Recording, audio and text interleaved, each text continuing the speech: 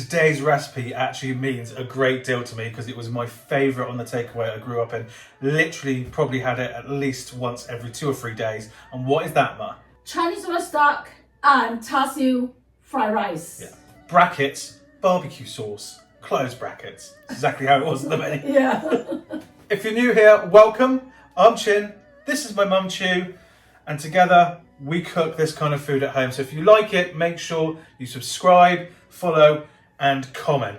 So let's get on with the recipe. We've got some rice here. If you want to know how we cook this rice, comment and I'll tag you in the video below where we show you how we did this. But you do need a certain type of grain for takeaway cooking, that is. You can use whatever grain you want, but takeaways are only going to be using either a high grade long grain or a mix between long grain and jasmine. Never just jasmine on its own because it's too soft. There's not enough protein in the jasmine rice to make it a decent fried rice, but the combination of the two together means that you get a really good stable rice for fried rice and a really nice Thai fragrant flavour going through the rice. Basmati you can use, but no takeaway is using that. You mean Chinese takeaway? Yeah. Yeah, Indian probably use. Oh, yeah, they will be for sure. So we've got the rice here and we're just going to season this with some dark soy.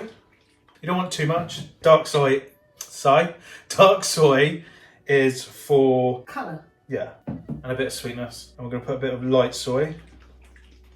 That's for soy flavour and saltiness. Many places aren't going to be adding this light soy, they'll just add the dark soy. A touch of salt. Hashtag MSG massive. There we go, and it goes. And then we're going to mix this together. Now the reason we do this at this stage is because we're going to place this into the fridge overnight for best results. We're going to cover it. What that does, it dries out the rice a little bit so it's not so stodgy, and it sort of helps retrograde the rice a little bit, which condenses the flavour. Yeah, that's right. Yeah, you heard it. And we season it now rather than in the wok. When we put this in the fridge, it will take the moisture that the soy has added to the rice out, because we get that question a lot in the old videos and I never mentioned it because I completely forgot. It's second nature to us, but you guys at home obviously need a bit more information. Yeah, which is absolutely fair. If you want it darker, more dark soy. That's that. So we're going to cover that and we're going to leave that overnight. You can go with it straight away now if you want though, or put it in the fridge for 2 hours and you'll get very similar results. Yeah. So now on to pork. This is how takeaways get their pork. Comes in like this and it's frozen. So we've defrosted this. This is about 1.5 kilos worth of pork neck or pork collar, boneless by the way. It's the exact same cut that most places use for, what's it called? Char Siu. No, pulled pork. Oh yeah. Because we are making char siu today. Yeah. So this is the cut that they are using for char siu, pork collar. Yes. Because it's got a high fat content, meaning that the meat stays tender. Not pork loin, okay? Yeah, pork loin. You can use pork loin if you want to. Yeah, it's less fatty. A bit dry and hard. Yeah, if you're going to use pork loin, you want to braise it on a really low heat to make sure it doesn't dry out. It's still quite dry in my opinion. Yeah, it's much drier. Yeah. Yes. So I'm just going to open this up. And the reason we're showing you this is, like our channel always is about showing you how takeaways actually do it. Now, obviously there are different methods of doing things because every takeaway is slightly different, but we just show you like the standard way. And if you like that kind of thing, make sure to subscribe, comment, that helps a lot, and like the video obviously. So here we're just going to cut this in half.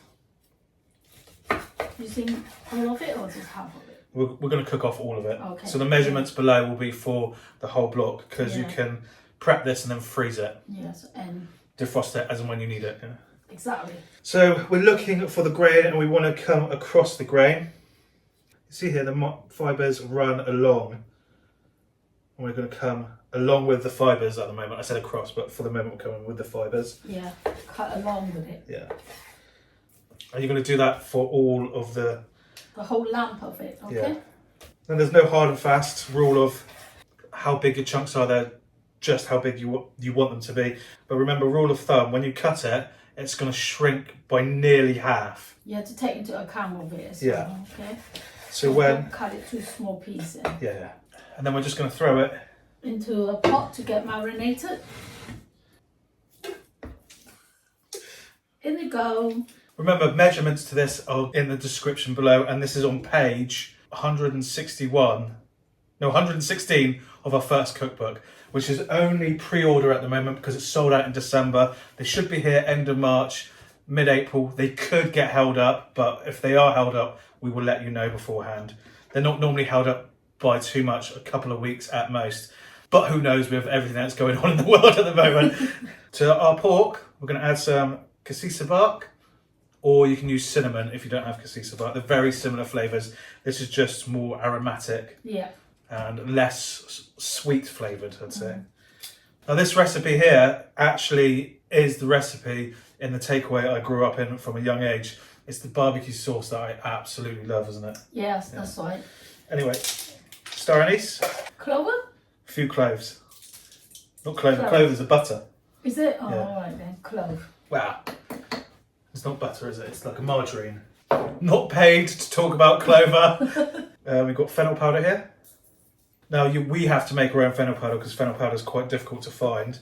If you can't find fennel powder, whole fennel is absolutely fine. Just add an extra teaspoon to make up for the fact it's not going to be diffusing as much. Yeah. Cloves of garlic? One bowl, one big bowl. Yeah, okay, one bowl. And it's what, Ma? Garlic.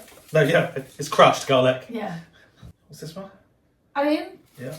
Sliced? Yeah. Garlic powder? Yeah. Quite a bit of this. Yeah.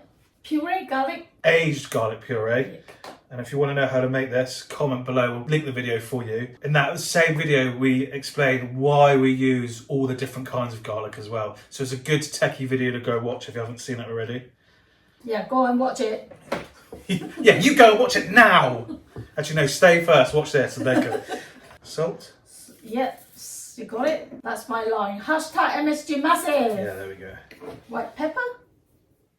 5 spice. Tomato puree. Yeah. The next ingredient is red bean curd, and this is really important to use, but also use very sparingly because it can be really strong. Well, it is really strong. It can overpower all the flavours. In fact, we do sell all of these products, including the red bean paste, on our web store, which is jangs.com. It's the only place where our cookbooks are available as well. The second cookbook is in stock. Hoisin sauce. Yeah. People always ask how to store their hoisin sauce. Simple jar with a lid in the fridge. You're done. Crushed yellow bean sauce. A lot of sugar. Yes, it does need quite a bit of sugar, yes. Yeah. Red food colouring. Powdered form, this is what takeaways are using. I often get asked why we use the red food colouring, and the answer to that is to make it red. You don't have to use this. Bit of rice wine. Yeah, Chinese rice wine, not Chinese rice wine vinegar. Two different things. Like you get cider and cider vinegar. They're two different things, okay? Top up with water. Yeah, you want to make sure that your meat is completely submerged there. Yes. Then we're going to stir this in. You want to make sure that the sugar is semi-dissolved first, so you don't have any large lumps sitting on the bottom that can stick and burn. So when this is roughly mixed, we've just put the cooker onto a high heat, the highest heat you can go.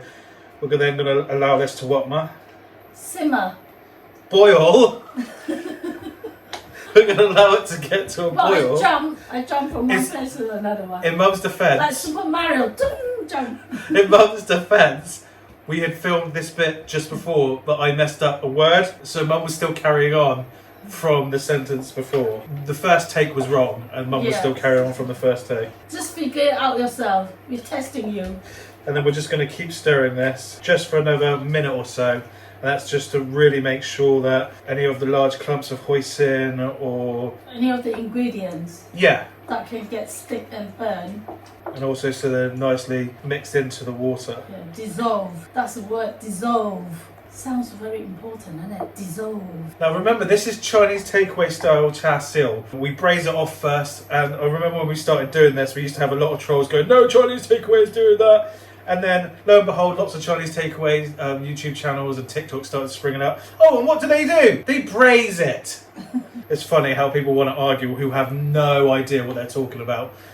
Anyway, that's the internet for you though, isn't it? Yeah. Bring this to the boil and then let it simmer for about 45 minutes. And when that has happened, we will get back to you. Yeah. Side note, we used to have the recipe vault on our cookery school page, but that is now gone. The recipe vault has moved over to jangs.com. We just wanted to tell our members who are part of the recipe vault in case you didn't get the emails or the Or mislook it. Or posts, whatever. Yes. And if you want to know what the recipe vault is, it is essentially a place where you get the written recipes with the wrap method.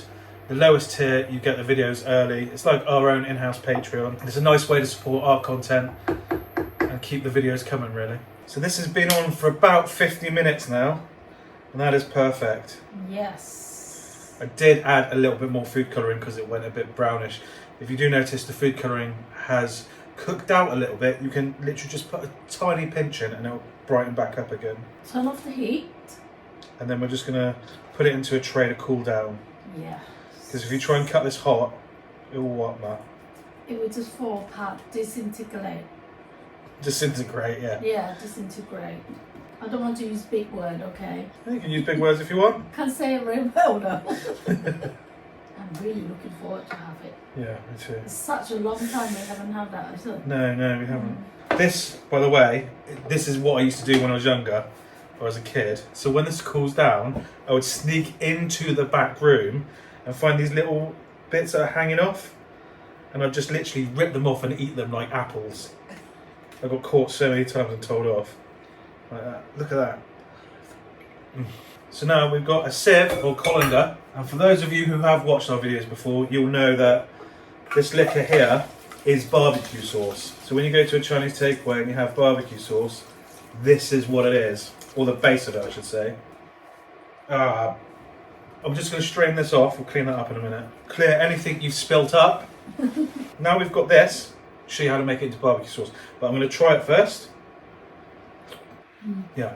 So all we need to do with this is season it with possibly a little bit more salt, a little bit more MSG. It's sweet enough for us, and then we're going to thicken it out with potato starch, and that's all you do. When this cools down, you can also freeze it as well for use later. Right, so after tasting it, we're just going to pour this in. If it's too strong, you just dilute it down with water. And that obviously is down to personal preference, so it's completely up to you. Now I think this just needs a little bit of salt, not much, small amount of MSG. If it's not sweet enough, just add some extra sugar. Yep, that's right. Bring it to boil. Yeah. As soon as this gets to a rolling boil, we're just going to add some potato slurry. Bit at a time. Yeah, and then thicken it, because you can add, you can't take away. It's important as you drop it in to stir as you're dropping, otherwise you can have lumps. And that's the thickness we're looking for. Yes. But if you've made it too thick for you, because some people do like it quite runny, just add a bit more of the stock into it and that will thin it out. So we've just got our pork and we've sliced this up into slices like this. Very easy to do. That's all you need to do for this stage. Takeaways are using duck like this. Now restaurants normally with a massive kitchen are going to be making their own, but most takeaways have tiny kitchens. They're converted front rooms, so they don't have the space for the duck ovens you need for this, so they buy it in like this. You can normally get these at any good Chinese supermarket, and all we're going to do is just... Yeah, cut it up. Yeah. Yeah. Take it out. Make sure you take that piece of plastic out, alright? Yeah. Don't cook that. No. I'm just going to use half the duck. Yes. What we're going to do is going to put some veg oil into a wok. You need quite a bit. And then we're going to put it onto a medium-high heat. I'm going to place the... Skin down. Yeah, skin down first. Then this part is super easy. We're just going to slowly cook this off. Should take about 8 to 10 minutes total. And when it's been on the skin side for about 3 minutes, you're going to turn it over. And then you want to leave it on this side until that duck is nice and brown. Yeah. Sometimes angling the wok to get a well of oil at the bottom is a nice way to make sure that... is a good way to make sure that a lot of the temperature goes into the duck from the oil. When you pan fry the duck like this, you've got to be careful because sometimes it will spit. You can of course oven this or what's it called, air fry it. Yeah. See how that's browned? Now we're going to just finish it off by browning the skin off. And that's ready. We're just going to take that out and let it rest for 2-3 minutes. That's only while we do the next stage. And we're going to bring our pork. Normally this is going to be deep fried, but we're going to shallow fry it just because we've got the oil left over.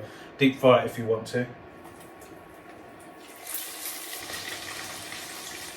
Wow, they brown quite quickly, this one. Yeah, and these are done when they're piping hot and nicely browned really. So that's perfect for us. We're just going to lift these out. And we're just going to let that rest while we cook the fried rice. First off, as always, for an egg fried rice, we're going to need an egg. I'm going to add a pinch of salt. Salt, pinch of hashtag MSG. And you're going to whisk this really well. So to a wok on a highest heat it will go, we're going to add some veg oil. When your oil starts getting hot, you're going to pour your egg directly into the oil, not the base of the pan, into the oil and stir at the same time, and that's where you'll get your ribbons. That's how you get your ribbons, sorry. Like that, see? That's right. I'm going to brown this egg off, and we're going to add some of the rice in. overnight rice with pre-seasoned, of course. We are still going to extra season there. To this, we're going to add just a touch of salt. Touch of MSG. Yeah, that's just to taste. Now, when you're doing fried rice at home, a lot of people say you need the gas wok that you have in a takeaway. That's people who don't understand chemistry who say that. So you can get the exact same effect, it just takes a little bit longer. So you want to let your rice sit, which will give you that char flavour, and also allowing the oil to get hot before you put any ingredients in. That will give you that vaporization of the oil, which again gives you part of that Watchet flavour. Obviously, the browning of the MSG helps loads as well. You know when this is done, when it's piping off and it moves like molasses sugar. That's well, man. Yeah. Most important part though is that it's piping hot. If you're not sure, you can throw it, okay? Yeah, throw it. Above 80 degrees for 6 seconds is safe. That's 80 degrees C, so 176 degrees Fahrenheit. Now this is ready, I'm going to put some spring onions in. My auntie didn't actually used to do this in her fried rice, but I just like them and they look good for the photos, so... Yes, I like the spring onion in it. Yeah, you want to put them near the end because you don't want to put them all the way through, but you also don't want to have them completely raw. No, you want it just to warm it up. Yeah, you don't want to completely cook them off, I should say. Yeah, that's the word for it. Yeah. Now it goes. Yeah. By all means, if you like your scallion or spring onion a bit raw, just not cook it that long, okay? Yeah, or just garnish with them, it's fine. Yes. So we've got a fried rice on a base there. So the duck's cooled a little bit now. I'm going to take the breast off it, and then I'm going to slice this at a 45-degree angle. No special way whatsoever, however you want to do it. So we're just going to place the duck onto the rice. That was awfully done. We've obviously made a little bit more duck than we need, but that's for the video, like the photo I should say. And then, just like the duck, you place your Char Siu on, however you want really. No hard and fast rule. Just how you like to place it. Yeah. So we've plated it all up now. We're just going to pour this barbecue sauce all over the top. Looks very good. Now we're ready to try it. Yeah. So here we have it. I'm just checking. Yeah, okay. Sorry, I was just checking we had these on because we had to take them off to do it. My all-time favourite thing to eat in the takeaway I grew up in. Yes. Go on. Go on, I'm looking forward to this. Oh. I'm going to put some extra sauce on. No, come on, you just help yourself now.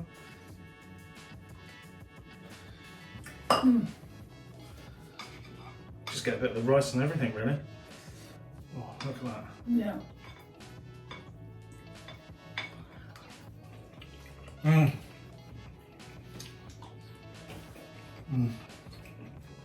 There's no word for it. It's amazingly good. So there are words for it then. So good. Oh, the rice is... Literally takes me back to being a kid.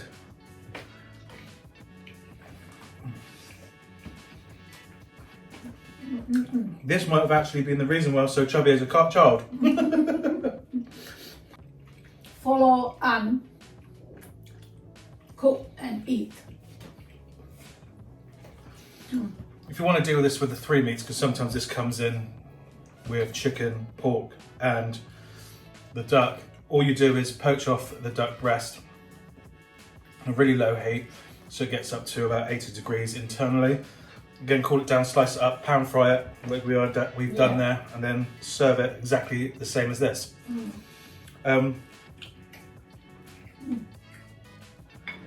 Really good, right? Good. Unfortunately, I filled up on the Char Siu, As you can see here, I've actually been ripping bits off it. And eating it while we've been making this. So I'm actually quite full now. But comment below what you want to see us make next time. It really helps us to shape the direction of the channel. Really good thing. Gua gua. That's the duck. Oh. I'm going to actually carry on eating this. But until the next time. Happy cooking, happy eating. See you next time. Try it. It's so good. You've got to give it a go. Definitely. Impress your guest with it. Buddies. Yeah, buddies. Yeah. Friends. Anyway, till next time. Bye.